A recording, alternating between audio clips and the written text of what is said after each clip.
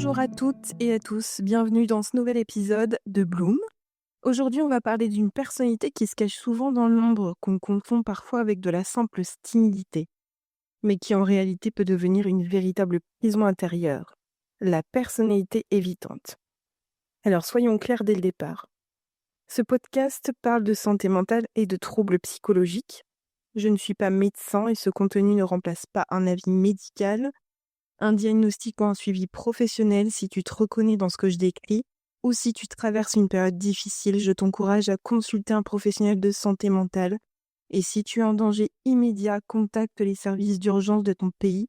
Tu n'es pas seul, il existe de l'aide. Alors, la personnalité évitante fait partie des troubles de la personnalité anxieuse. Dans le DSM-5, elle se définit par une inhibition sociale importante, une hypersensibilité au jugement négatif, et un évitement des relations par peur d'être critiqué, rejeté ou humilié. Dans la CIM 11, la classification de l'OMS, on retrouve les mêmes éléments, une peur constante du rejet qui limite la vie sociale et professionnelle.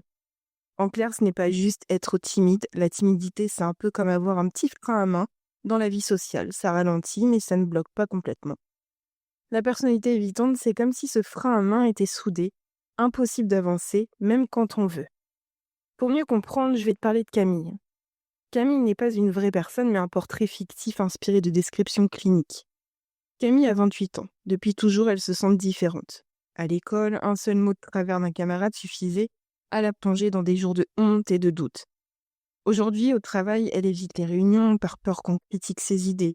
Elle aimerait avoir plus d'amis, rencontrer quelqu'un, mais même l'idée de s'exposer à un rejet la tétanise. Camille, c'est typique de la personnalité évitante, un désir profond de lien social, mais paralysé par une peur viscérale d'être jugée et rejetée. Comme souvent en santé mentale, la réponse n'est pas simple. La personnalité évitante naît de l'interaction entre une prédisposition biologique et des expériences de vie marquées par le rejet, la critique ou l'humiliation.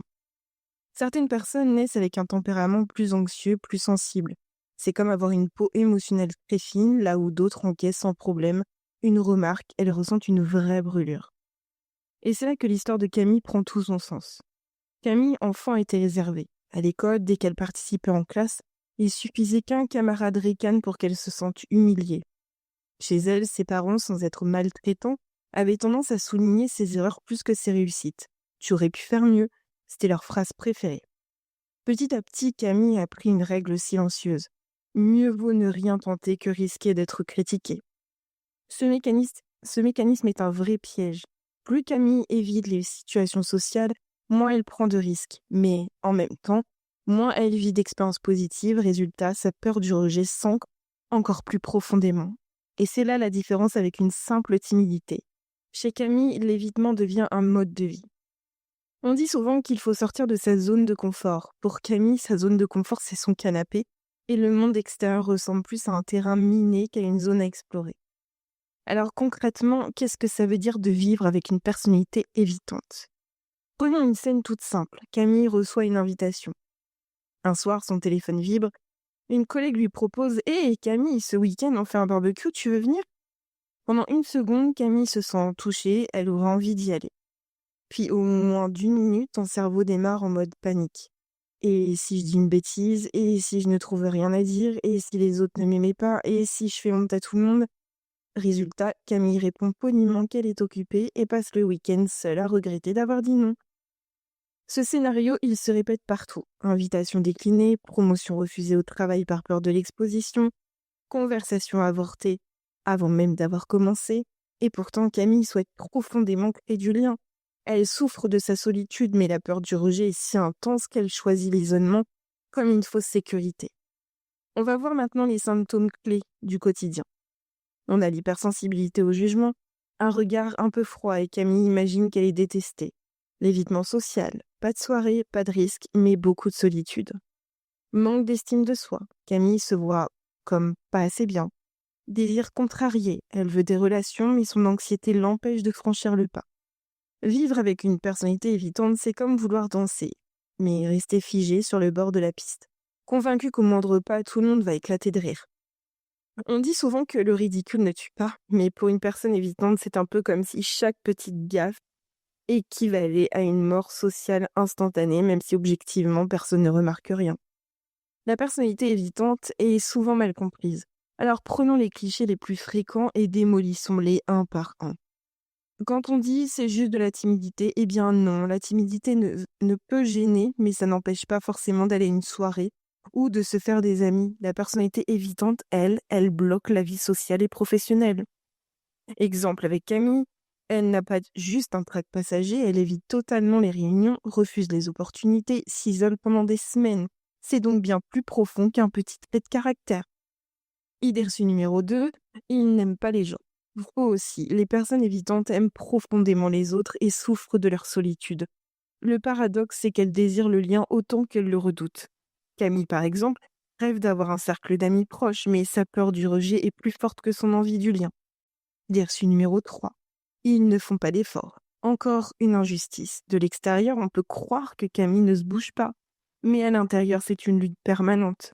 Chaque message envoyé, chaque sortie acceptée, chaque parole prise en réunion est un effort monumental. C'est comme gravir une montagne avec un sac rempli de pierres et les autres ne voient que la montée mais pas le poids sur le dos. On dit parfois que tout le monde a peur du ridicule. Oui, mais la différence c'est que pour une personne évitante, même demander un pain au chocolat à la boulangerie peut ressembler à passer un grand oral à l'Assemblée nationale.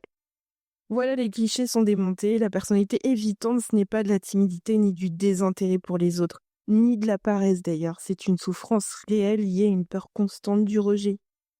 Bonne nouvelle, la personnalité évitante, ça se comprend, ça s'accompagne et ça peut s'apaiser. Non, ce n'est pas une fatalité. Les TCC, elles aident à identifier les pensées automatiques comme tout le monde va me juger. Si je parle, je vais me ridiculiser.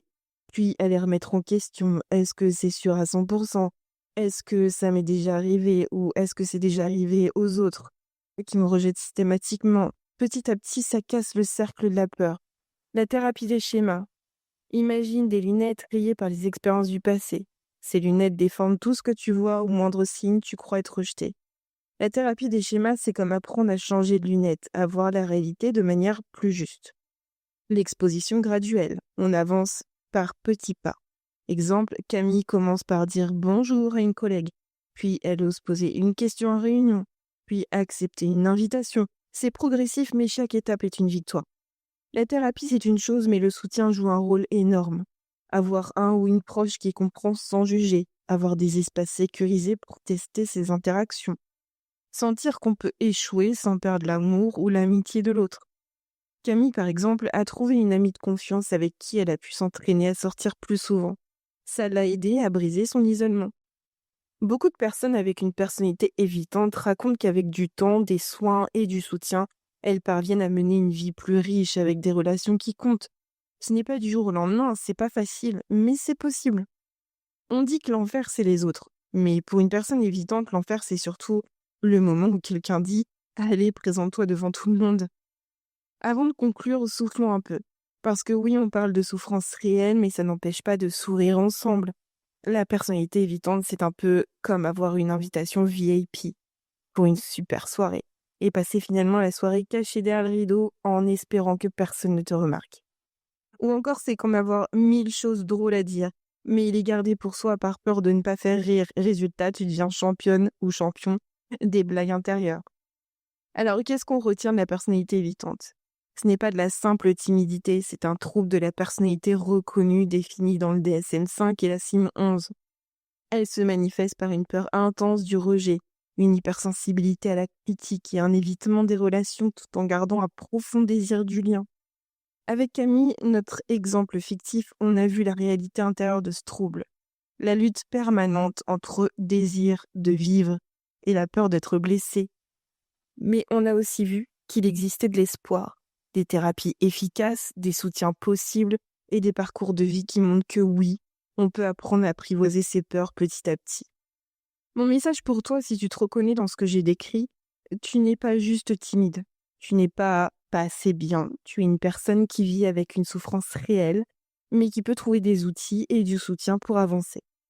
Et si tu connais quelqu'un qui semble fuir le monde, rappelle-toi, derrière cet évitement, il y a souvent une personne qui rêve juste qu'on vienne la chercher avec douceur. Alors, merci d'avoir écouté cet épisode. Si tu l'as trouvé utile, n'hésite pas à le partager. Plus on parle de santé mentale, plus on brise les tabous et surtout plus on peut aider de personnes. Et surtout, prends soin de toi.